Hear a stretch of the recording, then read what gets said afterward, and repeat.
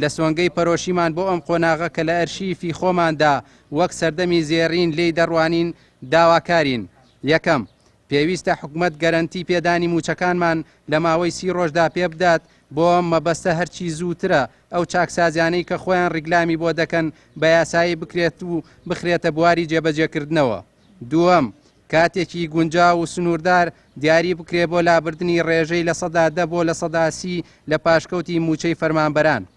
سێیەم، ئەو موچە پاشکەوت کراوانەمان کە لە لای حکومەتە لە هەژماری هەر فەرمانبەرێکدا ڕێک بخرێت تا بتوانێت بۆ پێدانی باج و ڕسومات بەکاری بێنێت. هەروەک لێرە بەدواوە بانگێشتی هەموو فراکسیۆنەکانی پەرلەمان دەکەین کە بە پرۆژە یاسایەک حکومەت ناچار بکات تا بچێتە ژێرباری تێکڕای موچە پاشکەوت کراوەکان و کابینەکانی ئایندە بێنە پای پێدانەوەی موچەکان بە میکانیزمی شیاو، چونکە بەبێ گەڕانەوە بۆ پەرلەمان و بە نایاسایی ئەو ستەمەیان سەپاند پێویستە بە یاسا مولزەم بکرێن بە پێدانەوەیان. چوارەم، دەسەڵات لە هەولێر و دۆک دەست هەڵگرن لە سزادانی فەرمانبەران و ڕێز لە دەنگ هەڵبڕین و جوڵە مەدەنیەکانیان بگیرێت. پێنجەم، لەژێر ڕووناکیەم پێدراوە نوێیانەدا حکومەت هەستێ بە ڕێخستنەوەی باج و ڕسومات بە جۆرێک کە باری سەرشانی هاوڵاتیان سوک بکات.